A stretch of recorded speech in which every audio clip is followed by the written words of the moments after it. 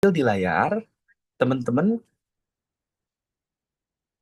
untuk agenda kali ini, seperti yang kemarin sudah kita paparkan ya, akan ada sesi mentoring lanjutan. Di sini uh, dijelaskan bahwasannya sekarang adalah hari pertama dari mentoring beasiswa unggulan dari Kemendikti. Oke, apa saja sih yang akan kita bahas?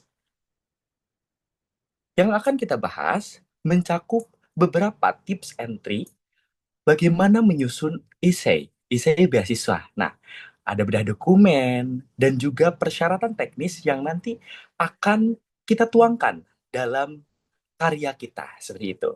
Oke, sudah hadir di sini juga ya. Ini ada pemateri keren kita.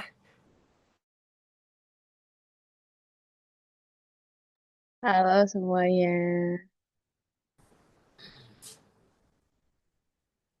Oke.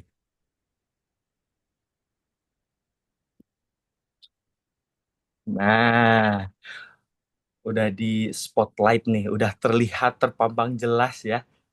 Wah, ada Kak Keisha Alea. Nah, nanti mungkin untuk pengenalannya akan lebih lanjut ya. Langsung saja kemarin juga sebenarnya sudah sedikit dikenalkan ya bersama speaker yang lainnya, tapi sekarang kita akan lebih spesifik nih, langsung dari mentornya, langsung dari ahlinya.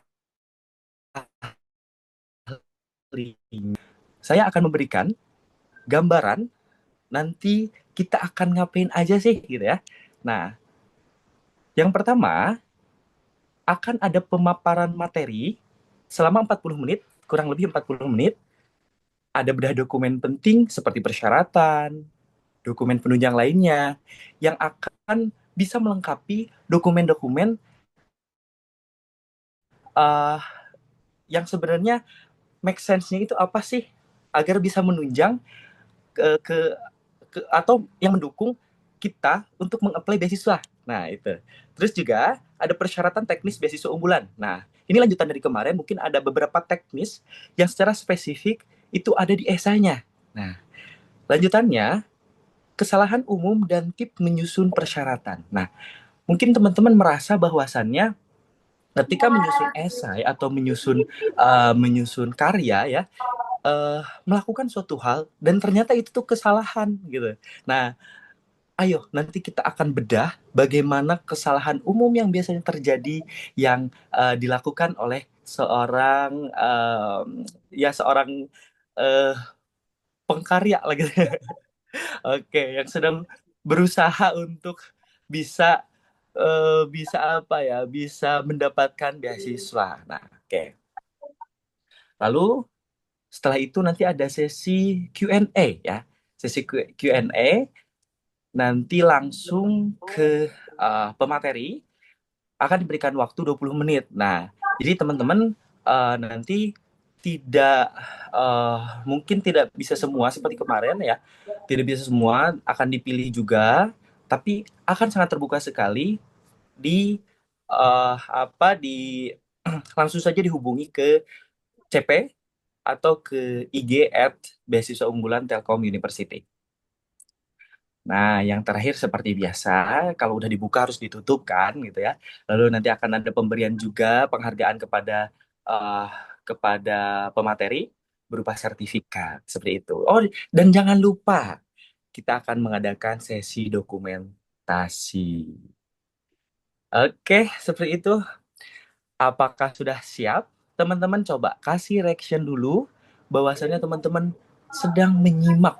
Nah, boleh bebas reaksinya apa, mau itu bentuknya eh emoticon, emoji, atau mungkin boleh ketik bombardiro krokodilo atau apalah gitu ya. Oke. Oke. Karena waktu sudah menunjukkan 19.35 ya, sesuai jadwal juga, saya akan haturkan kepada Kak Keisha Alea untuk memberikan pemaparan materi mengenai uh, mengenai bedah dokumen dan persyaratan teknis. Dihaturkan. Oke, makasih Sabik atas kesempatannya dan teman-teman helpin juga. Oke, selamat malam semuanya. Balik lagi sama aku, Keisha ya. Perkenalan sedikit ya, aku itu dari S1 Kriya Tekstil di Telkom University dan sekarang aku udah di semester 7, mau ke semester 7 dan aku merupakan awardee tahun 2023, yang mana aku dapat beasiswa unggulan ini di ketika aku semester 3. Boleh next aja langsung. Oke. Nah, sekarang karena seperti yang disebutkan sebelumnya ya sama Sabik, kita tuh akan ngebahas bedah dokumen ya apa aja sih di eh, untuk untuk tahap satu ini apa aja sih yang harus diinput ke beasiswanya, apa aja sih yang harus disubmit. Nah, oke. Jadi pertama-tama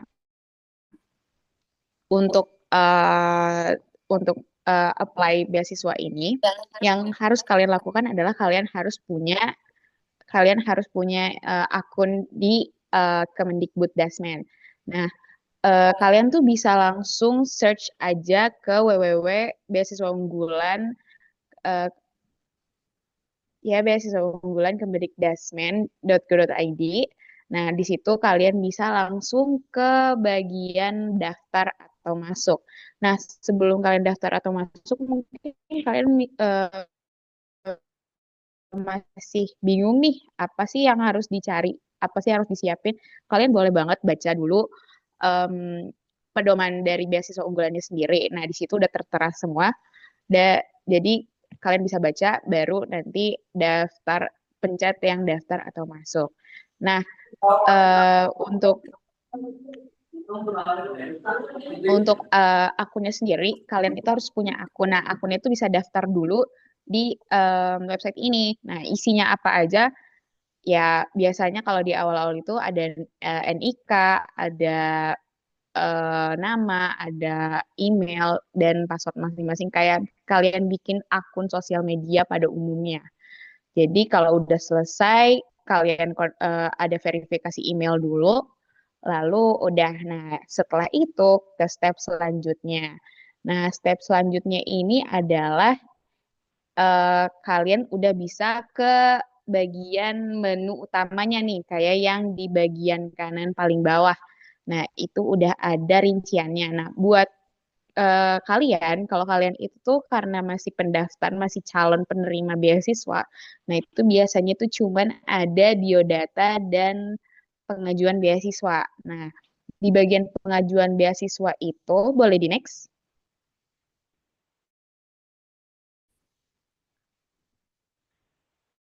Nah, di bagian pengajuan beasiswa itu udah kosong. Nah, nanti kalian bisa isi di, wait, kita lihat. Nah, itu tuh bisa diisi aksinya. Jadi kalian pilih kalian itu mau ikut beasiswa unggulan yang bagian mana. Karena di sini rata-rata pastinya masyarakat berprestasi. Nah, dipilihlah masyarakat berprestasi.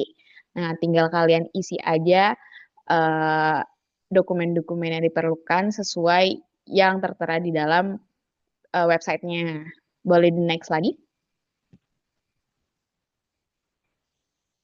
Nah, untuk berkas-berkasnya yang perlu kalian siapin untuk diunggah ke dalam websitenya itu ada KTP, NPWP. Nah, NPWP ini tuh buat kalian mahasiswa S1 rata-rata karena pastinya baru pada masuk eh, kuliah, baru jadi mahasiswa, NPWP nggak wajib ya, teman-teman. Biasanya itu yang eh, mereka tuh yang udah punya NPWP ini yang biasanya udah kerja.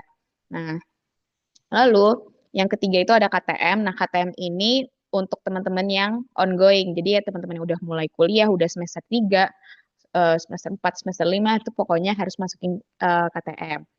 Nah, kalau untuk teman-teman yang maba, nah kalau teman-teman maba ini perlu banget LOA. LOA ini apa sih? Letter of acceptance. Nah, letter of acceptance ini atau surat keterangan lulus ini bisa didapat dari mana sih?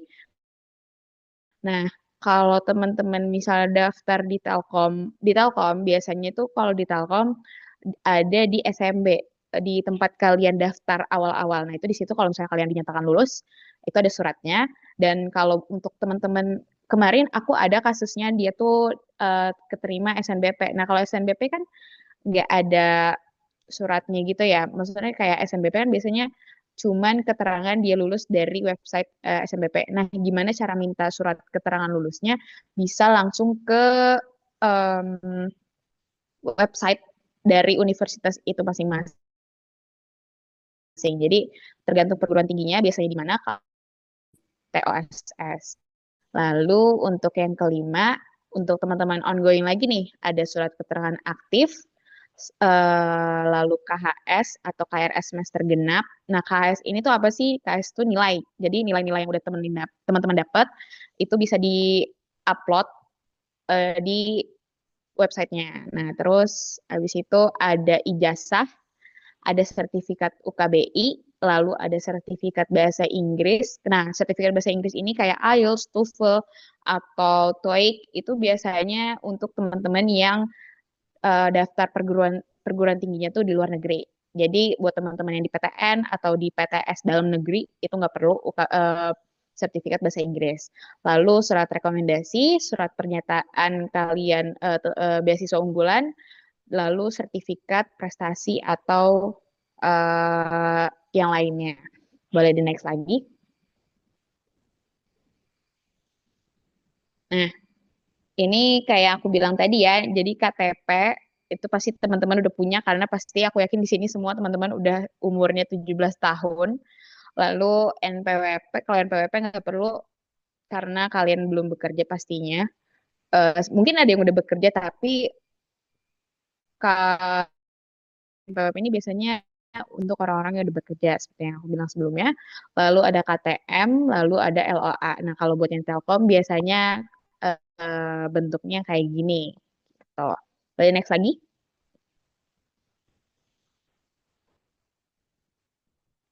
Nah, ini, nah di website ini kan untuk apply ini untuk submit itu tuh ada surat keterangan aktif. Nah, surat keterangan aktifnya sendiri itu tuh BU ini di websitenya ada form ada kalau nggak salah itu form pengunduhan gitu. Nah, itu tuh di situ tuh ada panduannya. Nah, panduannya itu udah termasuk eh, template surat keterangan, surat rekomendasi, dan berbagai surat-surat lainnya yang bisa kalian upload. Nah, kalau untuk surat keterangan aktif ini bisa kalian untuk teman-teman ongoing bisa teman-teman minta di TOSS kalau untuk mahasiswa Telkom, kalau yang lain ya di website terkait. Boleh di next lagi. Nah, lalu untuk KHS atau KRS, kalau untuk teman-teman di Telkom itu bisa lihat di Igrasias. Jadi kalian boleh sendiri cek di bagian nilai, lalu di bagian lihat nilai itu ada lihat nilai lengkap. Nah, di situ kalian bisa pilih eh, semester semesternya semester berapa aja. Dan kalau di website BU ini yang tempat kalian apply itu tuh biasanya di dia disatuin. Jadi nggak perlu dipisah-pisah. Kalau misalnya udah ongoing kan berarti udah 2 semester. Nah, masukin dua-dua semesternya, lalu dimasukin ke pengappaiannya. Lalu untuk yang yang selanjutnya itu ada riwayat pendidikan. Nah, riwayat pendidikan ini teman-teman di situ tuh bisa isi SMP dan SMA. Di situ udah dipilih, udah bukan dipilih, udah tersedia ya. Jadi ada yang SMP, ada yang SMA, dan yang perlu teman-teman siapin itu ijazah sama nilai rapot teman-teman selama SMA gitu. Boleh next lagi.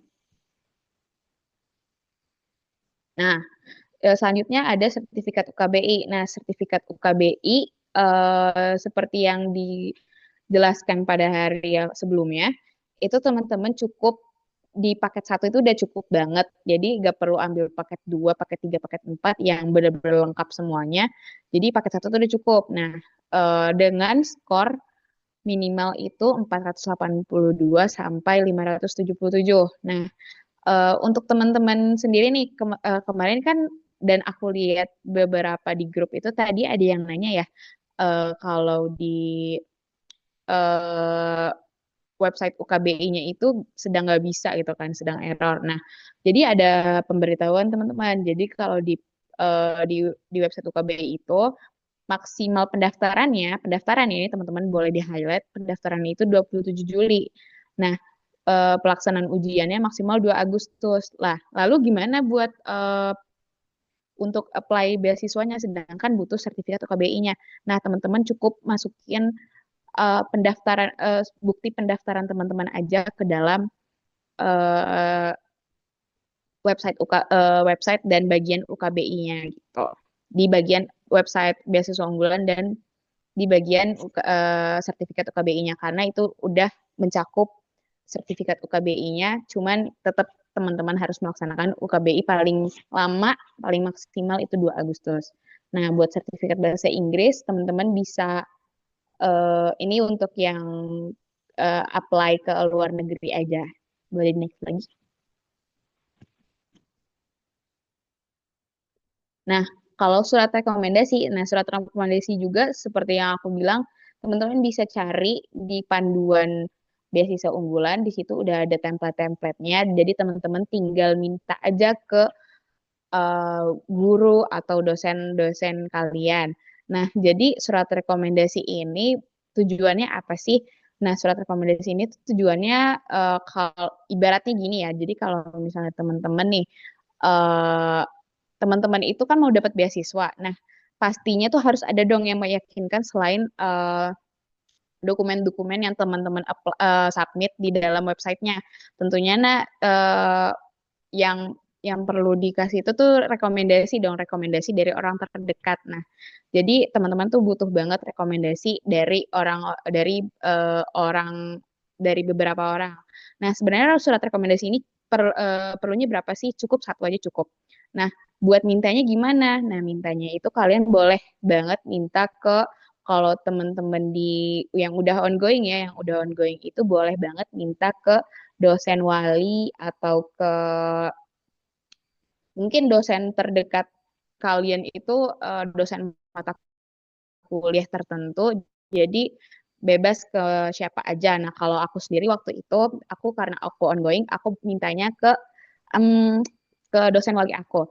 Nah, waktu itu juga beberapa kali aku pernah nemuin ada yang nanya ke aku kalau misalnya Kak, kalau ini kasusnya di Telkom yang kayak kemarin. Nah, yang kemarin itu dia itu ngasih dia tuh apply surat rekomendasinya itu ke TOSS. Nah, itu bisa aja sebenarnya. Cuman kalau di situ tuh kalian nggak nerima bentuk narasi dari pemberi rekomendasi kayak yang ada di screen ini, yang di share screen ini. Jadi kayak kalian tuh perlu banget rekomendasi dari guru atau dosen kalian. Nah, jadi kalian tuh gimana stepnya? Jadi bisa ambil template-nya, si template ini kalian simpen, lalu kalian minta ke dosennya surat rekomendasinya, lalu kalian kasih template-nya. Jadi dosen atau guru kalian bisa isi sesuai template yang udah kalian kasih. Boleh di next lagi. Nah, ini salah satu contohnya kayak di sini tuh dosennya Jessica ya. Ini dosennya Jessica ini ngebuat surat rekomendasi. Kenapa sih Jessica tuh berhak buat dapet eh, beasiswa ini gitu. Boleh next lagi? Nah, lalu yang kedua ada surat pernyataan beasiswa unggulan itu bisa teman-teman isi sendiri sama ada sertifikat prestasi. Nah, sertifikat prestasi ini teman-teman bisa isi prestasi teman-teman di dari SMA. Kalau saran aku sih dari SMA ya. Jadi pokoknya masukin aja yang dari SMA selama kuliah karena tuh biasanya kalau beasiswa sendiri itu dia itu ngelihat apa ya, kalau misalnya aku bilang jangka waktunya itu 5 tahun ke belakang gitu. Jadi kayak paling lama banget itu 5 tahun terakhir. Jadi dimasukin aja sama sertifikat-sertifikat kayak bidangnya apa, peringkatnya berapa, next lagi. Nah, kalau yang ini tuh sebenarnya teman-teman gak wajib untuk upload. Cuman kalau misalnya teman-teman punya, karena ini base dari pengalaman aku ya. Nah, kalau base dari pengalaman aku udah punya semuanya. Jadi aku tuh waktu dulu udah pernah bikin karya. Nah, karyanya ini bisa dimasukin. Jadi karya apapun itu, mau kalian bikin film, mau kalian bikin poster, mau kalian bikin apa ya, mau kalian bikin baju, terserah. Kalau aku case-nya karena aku merupakan jurusan fashion, aku masukin yang benar-benar linear. Jadi teman-teman bisa masukin karya teman-teman yang linear sama jurusan teman-teman. Misal ada karya ilmiah, karya tulis ilmiah, atau misalnya waktu SMA teman-teman bikin roket apalah, terserah, bebas, teman-teman bebas masukin karya-karya teman-teman selagi itu tidak mengandung unsur sara ya. Jadi tidak menyinggung agama manapun, tapi pokoknya bebas, teman-teman dibebaskan untuk memasukkan karya teman-teman itu apa aja.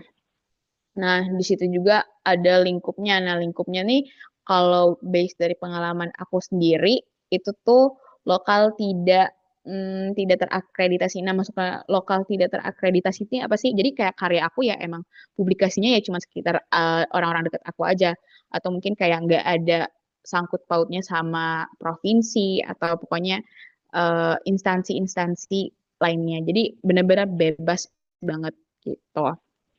Lalu eh, kalau di karyanya juga teman-teman bisa upload eh, menggunakan tautan, menggunakan link ya. Jadi kayak misalnya diupload di mana, boleh dimasukin banget karyanya apa, terus tahun berapa dibuatnya, sama ada bidangnya juga. Terus selanjutnya ada ini salah ya, bukan sertifikat prestasi karena tadi sebelumnya udah sertifikat kompetensi. Nah, sertifikat kompetensi ini apa sih? Jadi kalian misalnya waktu dulu udah pernah ikut pelatihan apa? Pelatihan sesuatu, misal pelatihan bisnis. Nah, teman-teman bisa banget masukin ke dalam section ini. Jadi eh, kalau misalnya udah dimasukin aja kayak teman-teman ikutnya pelatihan apa. Kalau aku waktu dulu itu karena aku angkatan COVID ya pas di SMA.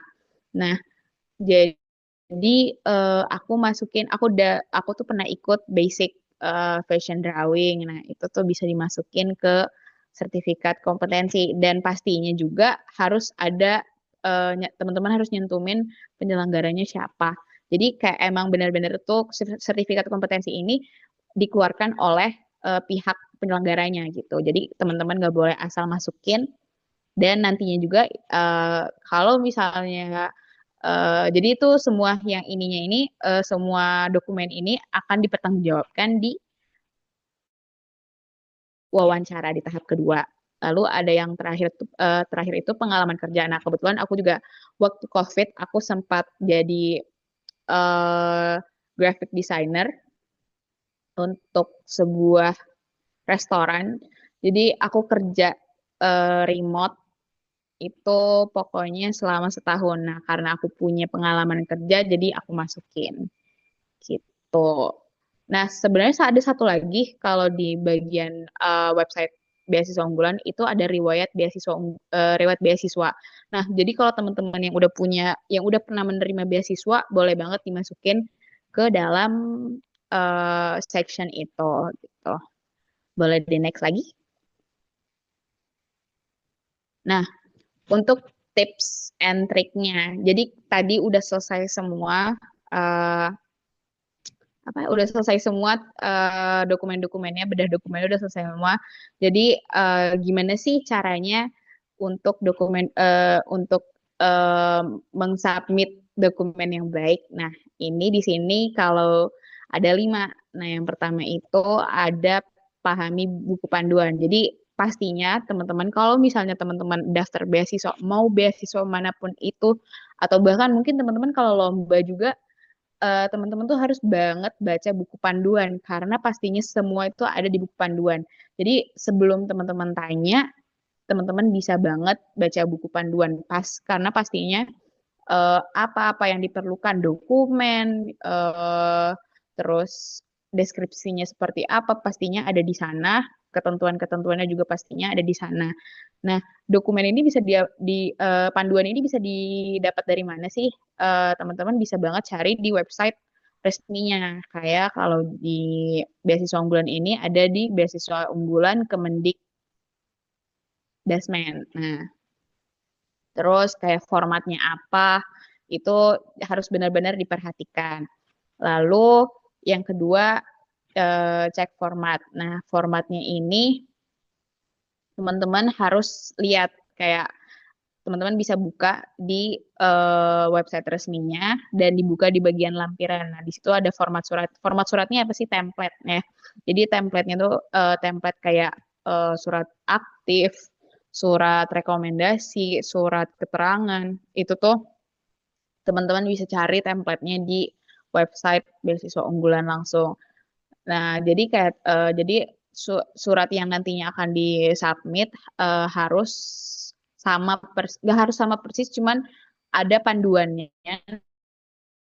Nah, panduan itu bisa didapat dari website resmi beasiswa unggulan.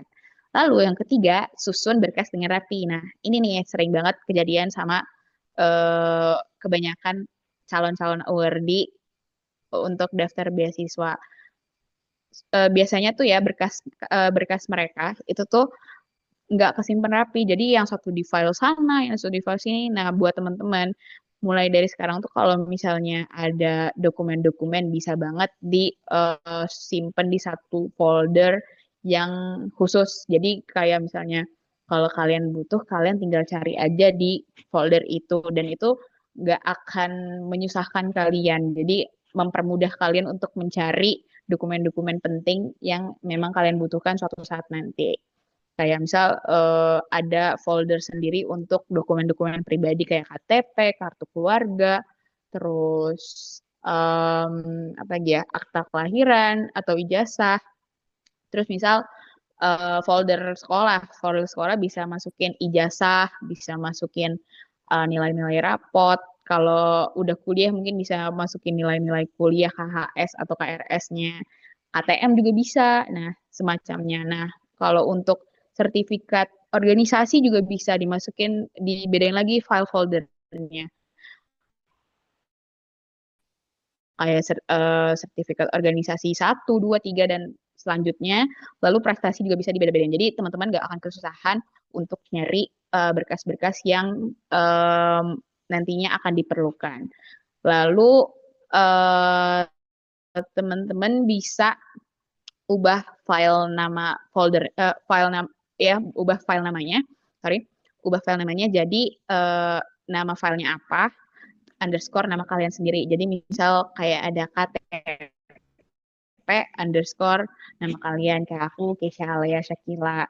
Terus misal akta kelahiran underscore Keisha Alia Shakila. Terus atau misal rapot semester 5 underscore Keisha Alia. Jadi uh, nggak akan susah teman-teman cari kalau misalnya diperlukan gitu. Nah, selanjutnya lagi ada periksa ulang sebelum disubmit. Nah, ini wajib banget apalagi buat teman-teman yang misal emang teman-teman tahu kalau teman-teman itu clumsy, ceroboh, itu bisa dicek ulang karena pastinya kalau udah disubmit nggak akan bisa diubah lagi isinya. Jadi kayak benar-benar teman-teman tuh harus benar-benar mengecek ulang dokumen teman-teman. Nah, dokumennya juga pastiin nggak tertukar, terus terbaca dengan jelas, terus apalagi ya, pokoknya sesuai deh sama format format yang harus yang udah ada di dalam buku panduan gitu. Pokoknya kalau misalnya ada yang tiba-tiba dikompres nih kan kadang kalau filenya kegedean nggak bisa disubmit teman-teman kompres. Nah kalau teman-teman kompres tuh kadang beberapa ada yang bikin filenya jadi buram. Jadi itu harus diperhatikan sih teman-teman. Jadi sebelum teman-teman submit ke websitenya, teman-teman bisa buka dulu gitu. Lalu yang kelima, hindari submit di hari terakhir. Nah, ini benar banget karena biasanya di hari akhir itu suka banyak beberapa orang banyak yang suka submit di hari terakhir dan itu bikin websitenya rame. Jadi karena rame itu websitenya bakalan nge-crash. Kayak mungkin teman-teman tahu kalau misalnya ada yang pernah ikut konser mungkin itu teman-teman pernah coba kayak kan kalau misalnya peminat nonton konser itu banyak ya. Jadi mereka tuh berbondong-bondong datang ke website itu dalam satu waktu yang sama jadinya nge-crash. Nah, itu bisa bisa aja terjadi di website beasiswa unggulan gitu. Terus sama satu lagi. Nah, satu lagi itu ini tips aku sendiri sih. Kayak kalau misalnya kan teman-teman punya punya banyak prestasi, punya banyak pengalaman organisasi. Nah, teman-teman nih bisa urutin dari yang paling terbaru sampai paling lama. Jadi urutannya misal teman-teman dapat juara satu di tahun 2023, lalu ada juara tiga di tahun 2024.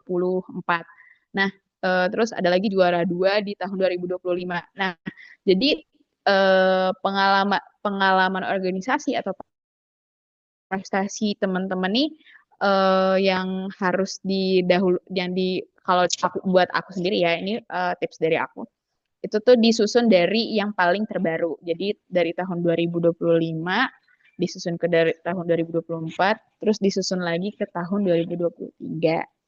Tuh. Boleh di next lagi? Nah, ini dia. Jadi sekian dari penjelasan aku terkait bedah dokumen, terus tips dan trik untuk itu aja. Dan teman-teman boleh banget scan QR ini yang sebelah kiri itu untuk presensi teman-teman dan yang sebelah kanan teman-teman boleh banget submit esai teman-teman di sebelah kanan. Nah, nantinya para mentor kami akan melakukan proofread esai teman-teman dan bisa ngasih arahan ke teman-teman gitu. Boleh di next di scan dulu aja teman-teman. Mungkin kasih 10 detik kali ya. Oke, aku hitung ya. Oke, mundur. 10, 9, 8, 7, 6, 5, 4, 3, 2, 1. Nah, nantinya kalau misalnya teman-teman nggak belum sempet SS atau belum sempet scan, teman-teman nanti bakal akan dapat info kok dari mentor-mentornya di kelas masing-masing. Kan udah masuk ke dalam kelas kan pastinya. Boleh next lagi? Nah, eh sebelumnya, punten. Nah, ini ada dokumen tracker. Boleh balik lagi nggak? Nah, kayaknya karena sinyal ya, jadi belum muncul. Nah, dokumen tracker ini tuh apa sih? Jadi teman-teman kan udah dibagi per kelas ya. Nah, teman-teman tuh nantinya kita kami para mentor itu menyiapkan dokumen tracker teman-teman. Jadi ini sebenarnya apa ya fitur fitur yang bisa teman-teman gunain kayak kalian udah upload apa. Jadi tracker tracker teman-teman untuk memastikan dokumen-dokumen teman-teman tuh udah di-upload atau belum. Jadi kalau misalnya udah di-upload, boleh di ke Harmony Class atau Excellence. Nah, jadi di sini udah ada nama teman-teman dan teman-teman bisa nantinya bakal bisa di checklist sendiri di bagian teman-teman pastinya. Jangan isi bagian orang lain ya, karena itu perlakuan yang tidak baik teman-teman. Tuh, jadi kayak misal teman-teman udah isi biodata biodata diri udah lengkap nih, boleh dicek. Sebenarnya di di laman beasiswa unggulan sendiri itu ada trackernya. Cuman kalau misalnya teman-teman butuh 2 kali, ya bisa banget ngegunain tracker yang udah disiapin sama mentor-mentor dari Telkom University. Gitu. Udah deh. Dari aku sekian aja. Mungkin teman-teman ada yang mau bertanya, aku balikin lagi ya ke MC, ke Sahabi.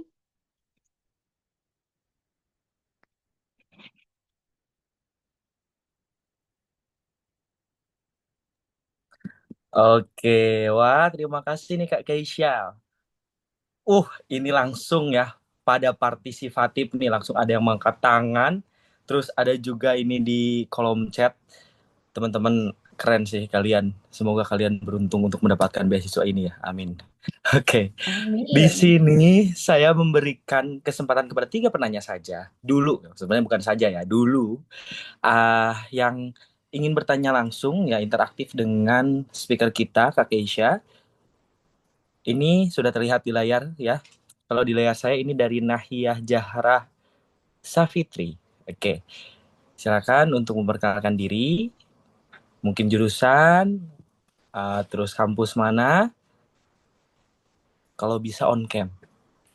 Oke, sebelumnya mohon Oke. maaf karena berhalangan untuk on cam. Izin memperkenalkan diri, aku Nahiyah dari Ilmu Komunikasi 2024 dari Telkom University Bandung. Untuk pertanyaannya itu tadi kan sempat kakak jelasin kalau ada bagian untuk upload sertifikat kompetensi dan juga pengalaman kerja. Nah, sebenarnya aku sama kayak kakak, aku tuh juga ada pengalaman karena aku dari SMK, itu aku ada pengalaman yang membuat aku harus mengikuti magang atau PKL dan aku juga punya sertifikat kompetensi. Tapi sayangnya SMK aku itu sangat tidak linear dengan jurusanku sekarang. Aku dulu SMK itu di jurusan rekayasa perangkat lunak. Jadi aku ngoding waktu SMK, tapi sekarang aku di ilmu komunikasi. Nah, menurut kakak itu mending dimasukin aja atau nggak usah ya kak? Kayak gitu.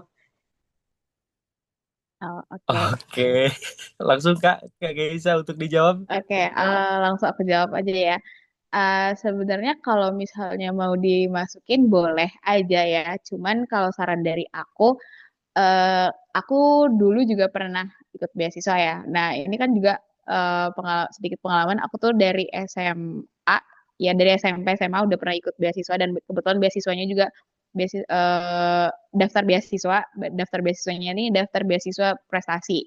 Nah, biasanya itu mereka itu bakalan bukan nerima, tapi mereka tuh biasanya minta yang linear. Cuman boleh banget dimasukin kalau misalnya setidaknya itu dari pengalaman yang udah kamu dapetin itu linear sama yang akan kamu jalani ke depannya. Kayak misal aku juga sebenarnya waktu daftar beasiswa unggulan itu kalau base dari pengalaman aku kan jurusannya jurusan seni ya, jurusan lebih seninya fokusnya lebih di fashion. Nah, tapi aku pas SMA itu pernah ikut selain fashion, selain sertifikasi fashion itu, aku pernah ikut kayak tadi kerjanya desain grafis. Lalu aku juga kalau nggak salah, ya kalau nggak salah itu aku pernah bikin film. Nah, itu tuh short movie gitu. Nah, itu tetap aku masukin sih. Jadi, kalau menurut aku, banyakin tips aku sih, tips dari aku banyakin yang emang sejalan sama jurusan kamu sekarang. Dan kalau misalnya yang nggak linear sama kamu mau dimasukin, boleh banget. Karena itu tuh bisa jadi salah satu apa ya kayak kamu tuh nggak cuman berprestasi di satu bidang doang gitu. Jadi balik lagi ke kamunya dan kalau dari saran aku boleh boleh aja dimasukin cuman banyakin lagi yang emang linear sama jurusan kamu. Oke, jadi nah ya mungkin ya saya coba simpulkan sedikit. Kalau misalkan walaupun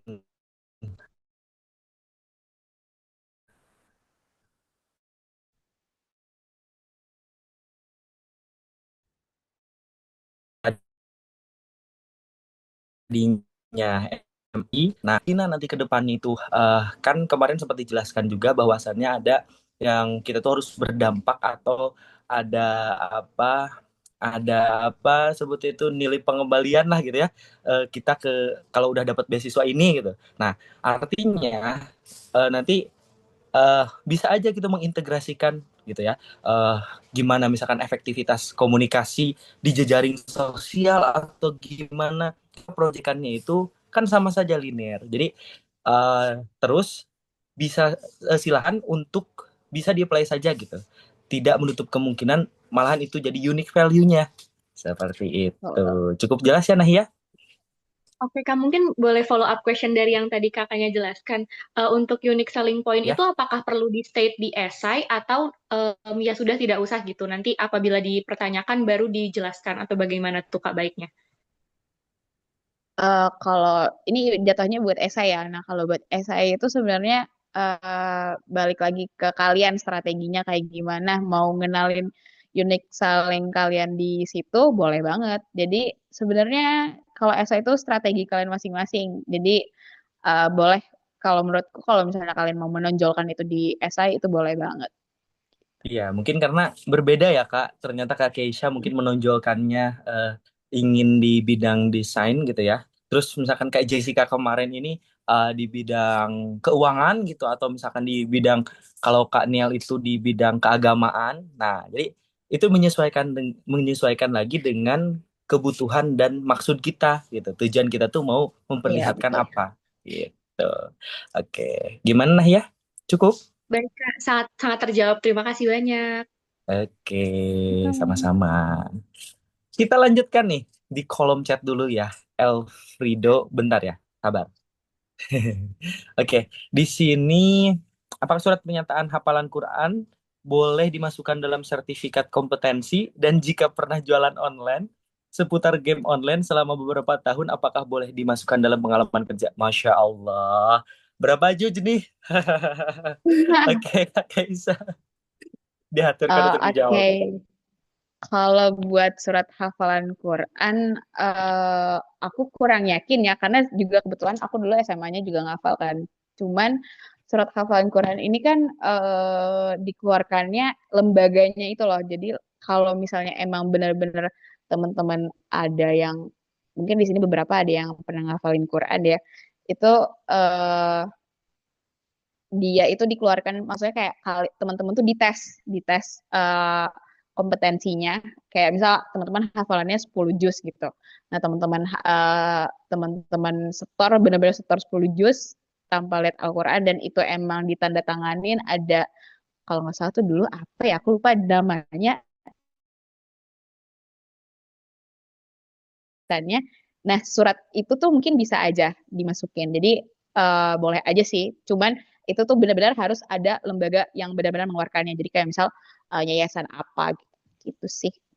Kalau buat jualan online, jujur aku kurang tahu ya kalau buat jualan online, karena aku sendiri pernah jualan online. Cuman gimana ya? Jatuhnya itu nggak aku masukin karena jualan online ini sebenarnya bisa dibilang pengalaman kerja. Cuman dia itu apa ya, kayak profesinya ini bisa aja disebut wirausaha mungkin. Cuman kalau kayaknya aku kurang yakin. Tapi kalau misalnya kamu yakin, boleh banget sih dimasukin. Cuman kayak beberapa tahun bisa aja ya. Gitu sih kalau menurut aku. Jadi eh, boleh aja dimasukin. Cuman teman-teman harus punya, emang emang itu tuh maksudnya kalau teman-teman apply pengalaman kerja, teman-teman tuh emang benar-benar kerja dan kerja di instansi tersebut, dan teman-teman tuh bisa apa ya, mempertanggungjawabkan itu, karena nantinya tuh kalau misalnya teman-teman lulus tahap satu, tahap administrasi, nanti tuh di tahap wawancara bisa aja di apa ya namanya, ditanya lagi sama pewawancara. Oke, gimana Muhammad Fani Adinata? Jadi mungkin Masya Allah banget ya. Ini kalau di beberapa beasiswa memang ini sangat cocok gitu ya. Salah satunya juga beasiswa Ya. yang aku dapatkan itu bisa bisa mengapply hafalan Al-Quran gitu, dan itu efektif. tadi tapi saran dari Kak Keisha bahwasannya untuk di eh, beasiswa unggulan Kemendikti ini disarankan untuk dilihat dulu siapa lembaga yang mengeluarkan sertifikat itu gitu. Mungkin ada pembobotan di sana, tapi itu tidak menutup kemungkinan juga gitu. Nah, lalu yang selanjutnya ini ada dari Elfrido Wisnutama. Silakan jika ingin bertanya, kalau bisa on cam. Oke. Sebelumnya, Assalamualaikum warahmatullahi wabarakatuh. Selamat malam.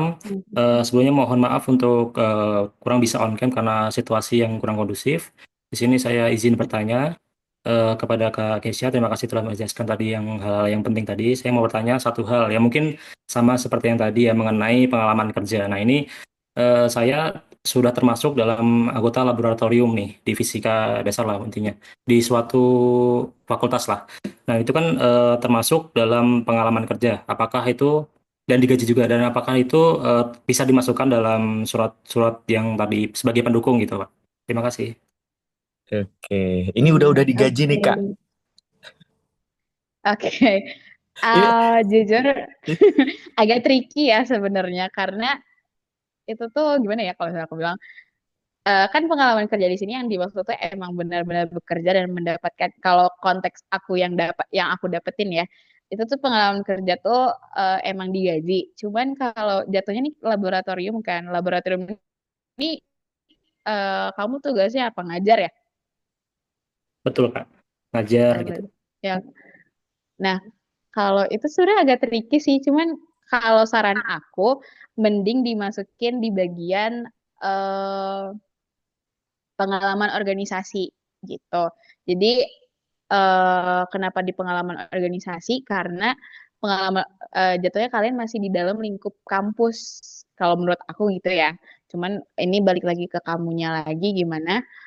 Tapi dasaran dari aku mending dimasukin ke pengalaman organisasi karena itu lingkupnya meskipun digaji gaji kalian kan emang sih pastinya bakalan tetap. Cuman eh, apa ya?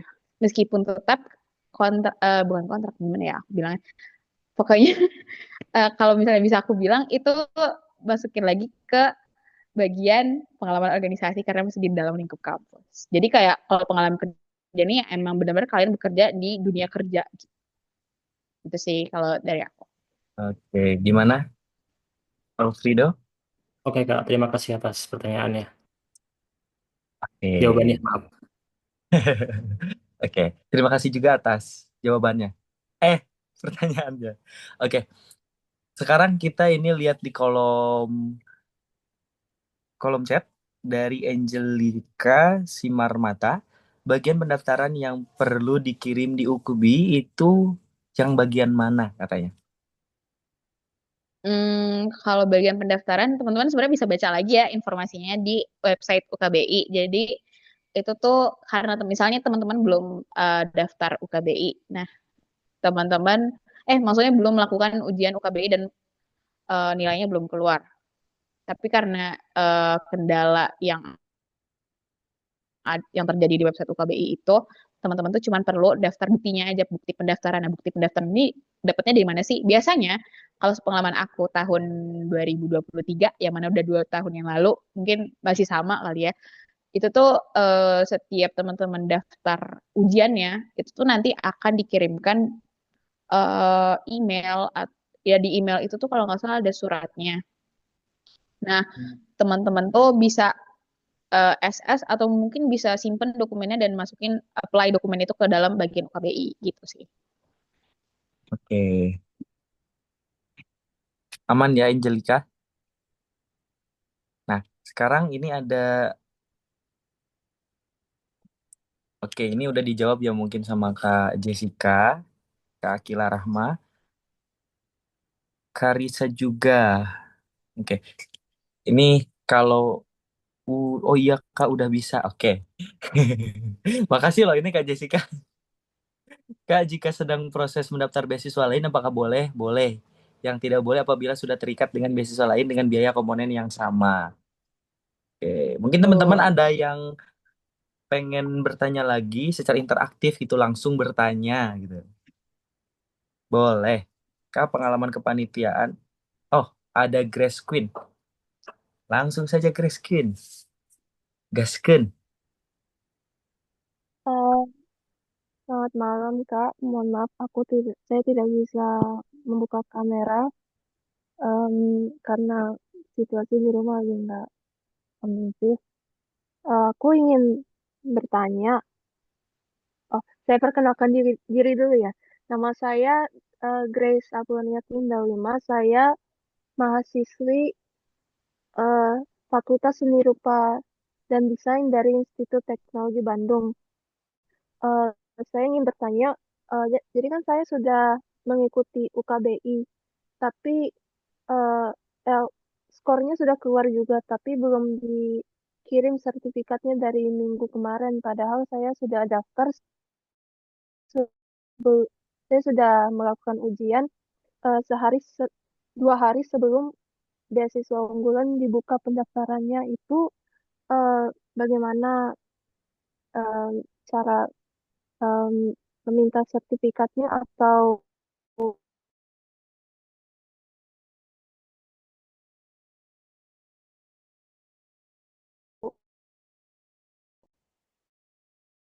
cukup di Oke. Oke, Isya. Misalnya aku ulang lagi ya. Jadi case-nya tuh udah ujian, udah UKBI, skornya udah keluar tapi belum ada sertifikatnya atau skornya belum keluar. skornya udah Sorry, keluar, tadi aku kurang banget. skornya udah keluar Oh, oke, tapi skor. sertifikatnya nggak ada. Eh, kalau misalnya kayak gitu, ini case-nya baru pertama kali sih aku nemuin kayak gini. Jadi kalau misalnya kayak gitu, mungkin bisa di-upload dulu aja eh, skornya berapa. Terus kamu bisa juga masukin bukti kamu udah melakukan udah bukti daftarnya, bukti pendaftaran sama bukti skornya. Kalau misalnya emang sertifikat UKB-nya belum dikasih, gitu sih dari aku. Oke, mungkin Oke, terima kasih, Kak. Grace, mungkin izin ya itu Iya, kalau misalkan dari platform atau apa lembaga sertifikasi yang memang itu saya pengen nanya gitu. Apakah emang diadakan kampus atau kamu nyari di platform online atau bagaimana itu? mohon maaf Kak, tadi aku kenapa Kak? Oke, kalau itu diadakannya oleh oleh kampus atau oleh platform online, kamu nyari sendiri di online gitu, yang mengadakan Oh, UKBI itu. kalau UKB itu dari platform online sih Kak. Aku pernah ikut pas sekolah, Hmm. cuman aku retake ulang. Itu memang di Oh, websitenya sendiri dari Izin nambahin Kementerian. juga ya. Jadi teman-teman kalau UKBI ini sertifikatnya ini juga TMA juga ya. Jadi kalau UKBI ini dapatnya tuh dari website UKBI langsung. Jadi harus yang emang dikeluarkan sama Kemendikdasmen gitu. Cuman mungkin kayak mungkin akhir-akhir ini banyak karena banyak yang submit dan websitenya error karena kebanyakan orang itu. Jadi sertifikatnya mungkin belum keluar. Cuman biasanya sih udah keluar ya. Kalau misalnya teman-teman ambil yang paket satu, teman-teman tuh kalau misalnya ambil paket satu, biasanya tuh besoknya udah langsung keluar. Cuman mungkin ini karena ada kendala seperti itu, jadi balik lagi bisa banget eh, masukin nilainya. Skornya udah keluar kan? Skornya udah keluar tapi sertifikatnya belum. Itu bisa banget masukin nilainya dan bukti nilainya gitu. Gitu sih paling. oke. Hmm, aman ya, ya, Aman Grace. Kak, terima Oke, kasih. boleh yang lain? Sama-sama. Apakah ada pertanyaan lagi? Ini ada interaksi juga ya ini di kolom chat. Betul, aku melihat kayak banyak nih replies. Iya, kan lebih enak chatan ya ini. Oke, apakah ada yang ingin bertanya secara langsung? Mungkin teman-teman juga bisa tanya soal esai atau apa ya, pokoknya aku membuka pertanyaan apapun itu. Oke. Ini ada Nahia. Boleh Nahia? Oke, karena nggak ada yang apa namanya interaktif tanya, aku izin masuk lagi. Sebenarnya ini bukan dari dokumen sih Kak, tapi di webnya BU sendiri itu ada bagian kelengkapan data orang tua. Nah, aku mau tanya, sebenarnya kan beasiswa unggul ini bukan beasiswa tidak mampu, tapi aku mau tanya aja apakah ini berpengaruh, semisalnya jabatan orang tua itu dianggap sudah tidak butuh untuk diberikan beasiswa lagi. Nah, tapi jabatan itu di webnya tidak harus diisi, yang harus diisi itu hanya kategorinya. Nah, apakah menurut kakak diisi aja secara jujur semuanya agar kolomnya terisi semua, atau diisi yang wajib aja, misal karyawan swastanya aja yang diisi? Kan beasiswa ini pastinya tujuan awalnya itu kan masyarakat berprestasi. Nah, jadi teman-teman tuh pasti yang dinilai dari dokumen-dokumen yang teman-teman masukin itu tuh buat apa ya? Kalau misalnya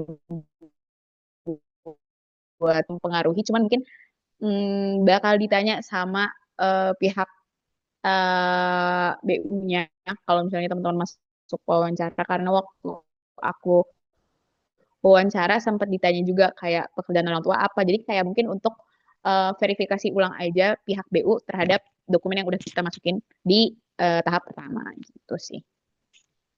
Berarti hanya untuk pemastian data aja ya Kak, bukan dipermasalahkan atau dipertanyakan alasannya gitu. Yang nggak akan dipermasalahkan karena fokusnya beasiswa unggulan ini ya memberikan beasiswa untuk masyarakat berprestasi. Ya, terima kasih Oke. Kak, sangat menjawab. Oke. Jadi teman-teman jangan ragu, jangan bimbang ya. Atau misalkan karena tiba-tiba, sorry itu saya, karena banyak case yang kayak gini, yang kemarin juga mungkin viral ya, penerima beasiswa ternyata sedang asyik bermain pesta pora di gitu. Terus kayak ternyata ini tuh tidak dipergunakan semestinya. Nah, teman-teman itu mungkin berbeda konteks ya. Nah, kalau untuk beasiswa unggulan sendiri, objeknya itu adalah kepada mahasiswa siswa berprestasi yang ada di Indonesia gitu. Jadi bukan karena mohon maaf karena latar belakang ekonomi eh, yang di apa yang diperhatikannya gitu, tapi lebih ke prestasi apa gitu. Tujuannya itu adalah untuk bisa mengembangkan potensi dari masyarakat itu sendiri seperti itu. Betul banget kata Sabit. Setuju. Oke, ini ada kamu tanya juga buat esai apakah bagus jika relevansi prestasi organisasi kompetensi karya untuk dukung isi esai dan gimana caranya mengaitkan hal-hal tersebut di isi esai dengan tema yang sekarang. Oh, oke, ini kayaknya sangat-sangat apa ya, in general gini ya. Jadi gini, ada dari awalnya itu dari prestasi organisasi dan kompetensi karya, nanti akan dimasukkan ke esai, tapi gimana sih caranya untuk mengaitkan hal-hal itu diisi esai dengan tema yang sekarang gitu, yang tema udah dimiliki dan mungkin kebaharuannya ada gitu ya. Oke, aku jawab ya. Boleh. Pastinya kalau misalnya nih kan nanya soal esai, terus direlevansiin sama sertif prestasi organisasi kompetensi karya, ya pokoknya yang kalian masukin ke dalam website beasiswa unggulan aplikasinya. Itu pastinya bagus banget karena itu jadi mungkin bisa jadi nilai plus untuk esai kamu. Nah, gimana cara mengaitkan hal tersebut? Itu yang tahu sebenarnya ya. Yang tahu tuh kalian sendiri. Pastinya tuh kalian sendiri yang tahu. Aku sendiri pun mungkin aku nggak tahu. Cuman mungkin aku bisa memberikan arahan. Tapi pokoknya tuh caranya gimana ya itu teman-teman sendiri yang pastinya tahu karena misal aku jurusannya desain, terus teman-teman jurusannya teknik. Dari segi bidang aja tuh sebenarnya mungkin desain desain gimana ya? cara cara nyangkutin pautnya tuh beda-beda gitu loh. Kayak keilmuan yang teman-teman punya di teknik itu tuh nggak aku punya di desain. Jadi teman-teman pastinya tahu sendiri gimana cara menyangkut pautkan tema-tema itu. Nah, gimana caranya? Kalau misal teman-teman belum tahu, teman-teman bisa banget cari eh, riset di internet karena internet sekarang tuh luas banget ya, sama apa ya, sama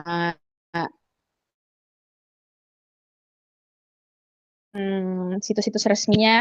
Jadi teman-teman bisa banget kalau misalnya mau bikin esai, teman-teman tuh harus research dulu kayak oh ini tuh begini, nanti disangkut pautin sama ini tuh cocok ke begini, makanya begitu jadi begini. Nah, gitu. Itu sih yang bisa aku jelasin. Karena waktu itu aku juga sempat menjelaskan, bukan menjelaskan, proofread esai teman aku. Itu tuh teman aku kebetulan bagian psikologi, sedangkan aku sendiri tuh gak kurang mengerti psikologi, dan aku cuman mengerti psikologi secara general. Nah, aku tuh cuman bisa ngebantu dia itu mengarahkan aja, nggak benar-benar ke isinya gitu. Oke. Mungkin ini spesifik ke isinya, jadi teman-teman juga harus bisa menyesuaikan dan juga apa ya, harus bisa punya apa ya, punya tujuan, punya maksud yang memang teman-teman ingin perlihatkan gitu. Yang tadi juga sudah dibahas ya. Kalau masalah serti prestasi organisasi dan kompetensi karya itu udah sangat bagus kalau misalkan memang relevan dengan isi esainya gitu. Udah linear, itu kan semakin linear kalau tadi case-nya dari siapa tadi Nahiyah kalau nggak salah ya. Kalau dari Nahiyah ternyata itu bertolak belakang karena tadinya RPL menjadi seorang apa mahasiswa ilmu komunikasi gitu ya. Nah, itu kan problem. Tapi kalau misalkan ini ternyata linear, wah itu sudah sangat bagus dong. Gitu. Oke. Ini ada dari Nahiyah lagi nih. Kak, pengalaman kepanitiaan bisa masuk ke pengalaman organisasi. Hmm, gimana nih Kak Kaisa? Bisa banget karena pengalaman kepanitiaan itu termasuk salah satu bentuk organisasi yang kalian ikutin. Kan berorganisasi ini kan kalian bekerja sama dalam satu tim yang besar. Jadi pastinya bisa banget dimasukin ke pengalaman organisasi. Gitu. Oke. Nah, jadi pastinya bisa banget karena panitia, organisasi organisasi kampus misalkan kayak apa itu tuh eh himpunan ya Kak.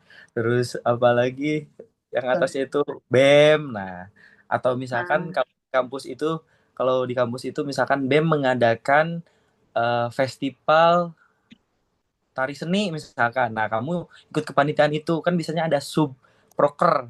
Nah, itu juga berarti termasuknya pengalaman organisasi juga. Gitu. Oke, betul. ini ada yang terakhir nih. Oh, yang kedua terakhir.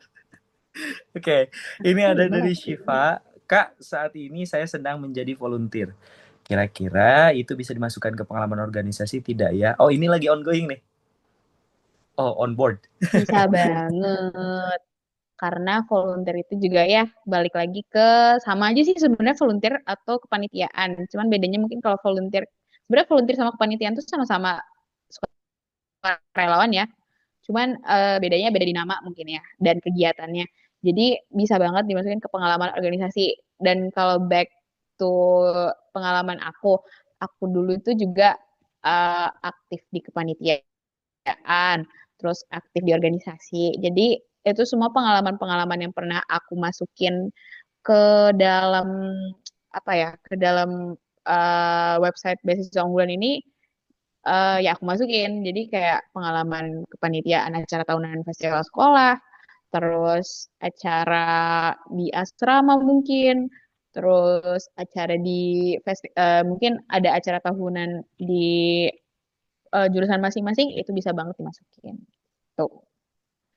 Oke, walaupun ini lagi menjalani ya, biasanya kayak eh dari ditulisnya itu dari tahun berapa sampai sekarang gitu, atau misalkan dari bulan Ya, apa, biasanya tanggal kadang ada berapa suka sampai sekarang. durasinya. Ya ada durasinya yang mungkin Betul. bisa memperjelas gitu ya. Tapi Artinya ketika kita sudah sedang itu berarti bisa jadi sudah kan, was gitu ya. Was itu sedang atau telah gitu kan, sama aja. Nah, kayak gitu ya. Oke, ini yang terakhir dari Khairan 07. Oke, ini kayak username IG ya. Kak, apakah pengalaman magang semasa SMK bisa dimasukin sebagai pengalaman kerja? Oke. Bisa gak ya? Oke, kalau pengalaman magang. Nah, pengalaman magang-magang ini kan jatuhnya kerja ya, teman-teman. Jadi, kalau menurut aku bisa banget dimasukin karena teman-teman udah bekerja untuk instansi yang lumayan besar. Karena kalau di kuliah juga jatuhnya magang itu adalah gimana ya aku nyebutnya. Cuman magang itu kalau misalnya bisa disebut kegiatan sebelum kita kerja tapi belum officially kerja gitu. Ya enggak sih? Karena aku sendiri juga lagi magang kan. Nah, magangnya juga magang itu tuh kayak tahap kamu mengenal pekerjaan tersebut gitu kan. Kalau di SMK kan karena emang dia fokusnya kejuruan, jadi pastinya ada magang. Nah, pengenalan untuk profesi kejuruannya itu, nah bisa disebut juga sebagai pengalaman kerja. Kalau menurut aku sih gitu.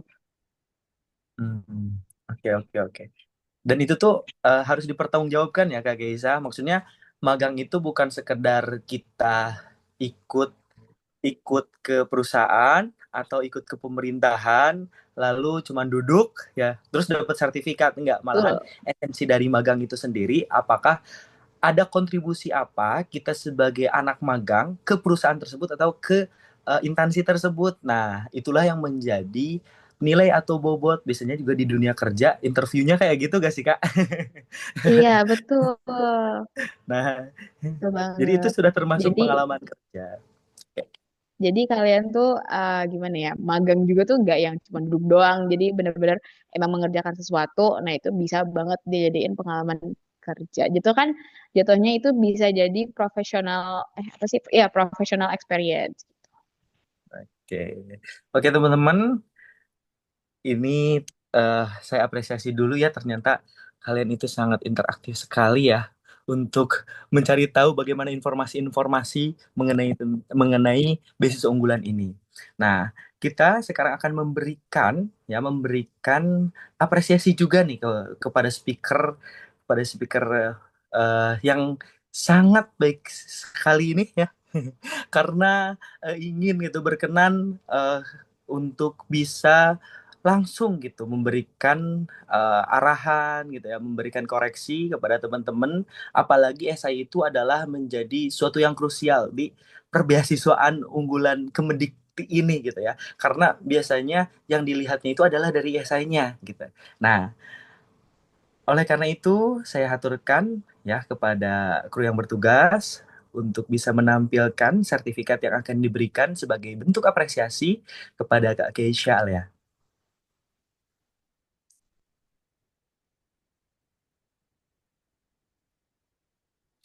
Oke, sudah tertampil di layar. Secara simbolik akan diadakan sesi screenshot atau tangkap layar sebagai tanda penyerahan kepada pembicara dan saya akan menghitung dari hitungan 1, 2, 3. Oke, sudah aman ya? Oke, Terima terima kasih. kasih. Terima kasih ya Kak Keisa. Nanti mungkin akan Sama-sama dengan ada senang hati. lanjutannya lagi ya. Untuk ngobrol-ngobrol nanti teman-teman langsung ke Kak Keisha. Oke, juga ini yang di sini para operator untuk bisa ngedokumentasi juga gitu ya, yang hadir sekarang. Oke, diaturkan juga 10 detik dari sekarang lah ya. Oke, oke. Oke nih, kalau yang bisa on cam juga nih. Ini Utami Kirania nih, on cam nih. Kelihatan nih. Keren. Oke, siap. 1, 2. Oke, boleh nih. Ada Ara, ada Muhammad. Aduh, gak kelihatan lagi ini Muhammad. Muhammad Mulnawarman. Ada Bisma Ksatria. ada Ras Encari. Oke, ini nggak ada lagi yang on cam nih. Oke, kita langsung aja ya, operator. Dimulai saja dari slide 1 atau slide yang tertampil. 1, 2, 3. Oke, kita lanjutkan lagi ke slide kedua.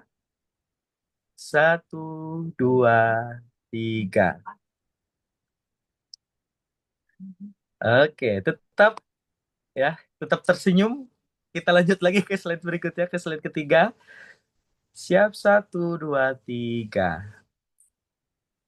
Oke. Wah, tuh nih Axel gak ini ya, gak on cam nih.